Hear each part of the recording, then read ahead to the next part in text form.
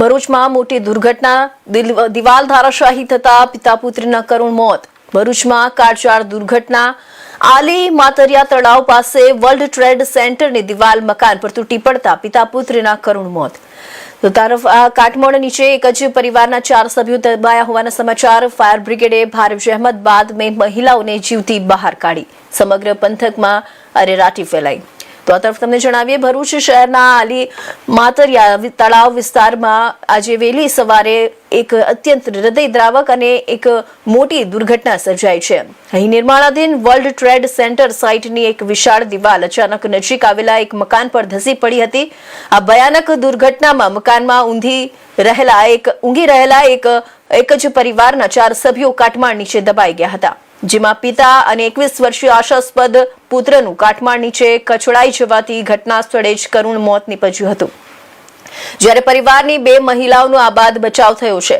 ઘટનાની જાણ થતાં જ ભરૂચ નગરપાલિકાની ફાયર બ્રિગેડની ટીમ કાફલા સાથે તાત્કાલિક ઘટના સ્થળે દોડી ગઈ હતી. ફાયર ફાઇટરોએ સ્થાનિક લોકોની મદદથી ભારે જહેમત ઉઠાવી યુદ્ધના ધોરણે બચાવ કામગીરી શરૂ કરી હતી. કાટમાળ ખસેડીને અંદર ફસાયેલી પરિવારની 2 મહિલાઓને ભારે જહેમત બાદ જીવતી બહાર કાઢી લેવામાં સફળતા મળી હતી. બંને મહિલાઓને નાની મોટી ઈજાઓ થતા તાત્કાલિક સારવાર અર્થે નજીકની હોસ્પિટલમાં ખસેડવામાં આવી છે, જ્યાં હાલ તેમની સારવાર ચાલી રહી છે.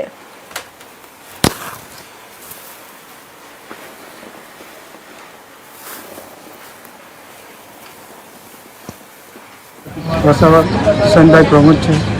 હું આલી માતરિયા તળાવમાં રહું છું. અમારા ફળિયામાં આ 2:30 એક દુર્ઘટના બની છે. એક ઘરના 4 સભ્યો હતા, તેમાંથી અમે એમના મમ્મીને એમના બાને બચાવ્યા છે અને 2 જણના મૃત્યુ થયા છે. શોપિંગ મોલ બને છે, એમની દિવાલ પડવાના કારણથી એમનું મોત થયું છે. શું નામ છે શોપિંગનું? શોપિંગનું નામ વર્લ્ડ ટ્રેડ સેન્ટર 5 બત્તી. અને તાત્કાલિક ફાયર બ્રિગેડની મદદથી અમે એમને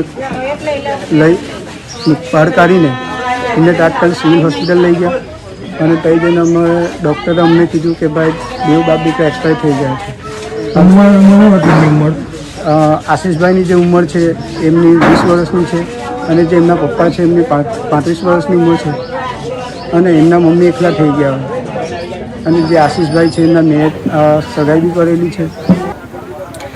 તો આ તરફ આપણે વાત કરીએ ભરૂચની. ભરૂચ શહેરમાં ચોમાસાના પ્રથમ વરસાદે એક અત્યંત કરુણ દુર્ઘટનાને જન્મ આપ્યો છે. આલી માતરિયા તળાવ વિસ્તાર નજીક નિર્માણાધીન વર્લ્ડ ટ્રેડ સેન્ટર શોપિંગ મોલની સાઇટ પર આવેલી કમ્પાઉન્ડ વોલ અચાનક ધરાશાયી થતા બાજુના મકાન પર તૂટી પડી હતી. આ દુર્ઘટનામાં ઘરમાં સૂતેલા એક જ પરિવારના 4 સભ્યો કાટમાળ નીચે દબાયા હતા, જેમાં પિતા અને 21 વર્ષીય પુત્રનું કરુણ મોત થયું છે, જ્યારે 2 મહિલાઓ ગંભીર રીતે ઇજાગ્રસ્ત થઈ છે. સમગ્ર ઘટનાએ ભરૂચ શહેરમાં શોકનો માહોલ સર્જ્યો છે. ત્યારે આ સમગ્ર ઘટનાની વધુ માહિતી મેળવી અમારા સંવાદદાતા ભરત મિસ્ત્રી પાસેથી. જી ભરતજી, સૌથી પહેલા જણાવો કે આ દુર્ઘટના કેવી રીતે બની? શું માત્ર ભારે વરસાદના કારણે કમ્પાઉન્ડ વોલ ધરાશાયી થઈ કે પ્રાથમિક તપાસમાં અન્ય કોઈ કારણ પણ સામે આવ્યું છે? જી, વર્લ્ડ ટ્રેડ સેન્ટરની દિવાલ ધરાશાયી થઈ હતી. એમાં ભરૂચના એક જ પરિવારના પિતા અને પુત્રનો જીવ ગયો હતો. ત્યારબાદ 2 મહિલા પણ ઈજાગ્રસ્ત થઈ હતી અને ભરૂચની ખાનગી હોસ્પિટલમાં એને એડમિટ કરી છે. હજુ સારવાર અર્થે છે. ને ખાસ કરીને વાત કરું તો ભરૂચ ફાયર બ્રિગેડની ટીમ, રેસ્ક્યુ અને સ્થાનિક લોકોના અગ્રણીના કારણે જ આ 2 મહિલાઓનો જીવ પણ બચ્યો હતો. ત્યારબાદ સરકાર અને તંત્રની ઘોર બેદરકારી સામે આવી હોય એવું લાગી રહ્યું છે કે જે રીતે આટલી મોટી દિવાલ હતી ત્યારબાદ ઘટના બાદ રેસ્ક્યુ ઓપરેશન કેવી રીતે હાથ ધરવામાં આવ્યું અને ફાયર બ્રિગેડ અને સ્થાનિક લોકોએ કેટલા સમયમાં તમામ લોકોને બહાર કાઢ્યા? જે રીતે રેસ્ક્યુની કામગીરી ચાલતી હતી ટૂંક જ સમયમાં 2 મહિલા અને જે 2 જણની બોડી હતી, નીચે પિતા પુત્રની બોડી હતી, એને કાઢી લેવામાં આવી હતી. અને સ્થાનિક લોકોએ પણ પૂરતો સહકાર આપી.